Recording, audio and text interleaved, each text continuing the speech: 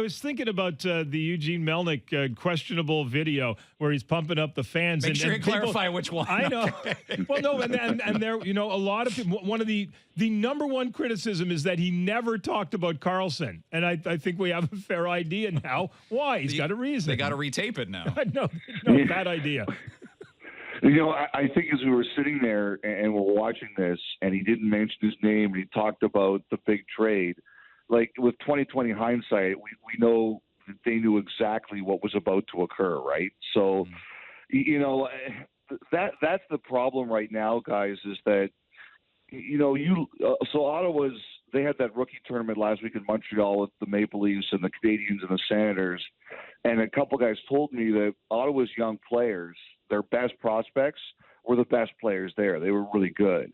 And the problem is nobody wants to hear that right now. There is such a crisis of consumer confidence in the ownership of Eugene Melnick that, the fans don't want to hear anything good about the team.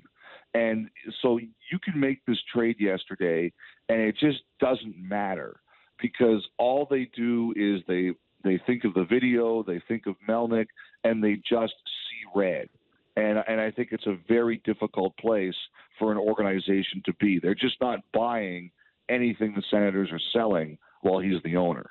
Could they have done anything during the season and at trade deadline when it seemed so close with Tampa? They clearly had conversations with Vegas and other teams. I don't hate this deal. And like you said, Dorian was getting squashed like a bug no matter what. And I'd say this, if a couple of those players turn out, if the kid from University of Michigan turns out and he's 80%, I said this on the air, 80% of Joe Pavelski, and the Sharks go out in the second round, the Sens look like they made a pretty good deal. It's a really hard deal to evaluate right now. Well, it is, but it's interesting you say that because I don't think there was ever a Tampa deal close. But I do think, and I was told by multiple people, that aside from the deal that happened yesterday, the closest they ever came was Vegas at the deadline. And the problem with that deal, I was told, is that it was a good business deal for the Senators, but it was not a good hockey deal, which means that Bobby Ryan was included and the return wasn't that good, but they would have, gotten rid of Ryan's contract.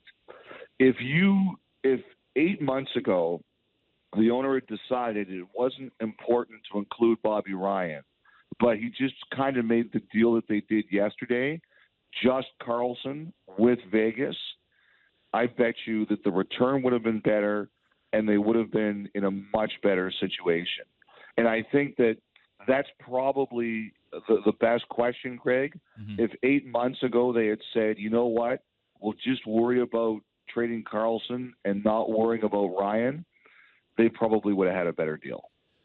One of the problems here is, and I tried to find a way to get him on the Leafs, but Brady would have none of it. It wasn't going to fit in, not past this year, not financially, not happening, no way, no how. And that's the problem. Trying to fit him onto other National Hockey League teams where you trade him and he stays with that team, it's going to be difficult for San Jose. It almost seems like Vegas was the place to trade him because he'll probably end up there. I think what's interesting about that is someday I would like to, take Kyle Dubas and slip some truth serum into whatever he's drinking and say, did you call Ottawa and offer to take Karlsson for 1 year? This is a really unique season for the Toronto Maple Leafs. You've got, obviously you've got Tavares. You're going to try to solve the Nylander problem. And you've got Matthews and Marner in the last year of your ELCs. It's a very unique opportunity. And they could, if they wanted to, go out and get someone like a Karlsson, like a Panarin. They've got the assets to say, we're going to try this for 1 year, and we'll go for it, and we'll worry about everything else in 12 months. Dubas strikes me as the kind of different thinker who would try something like that. But the one thing is, look, you look at that deal yesterday, and Elliotte, you look at those two stipulations on the end of the deal. If he goes to the Eastern Conference this season, we get an extra first-round draft pick. That says to me they didn't want Karlsson in the East, and there was going to be a premium to do it. And I could absolutely see Ottawa saying, we're not sending Karlsson to Tampa and we're not sending him to Toronto.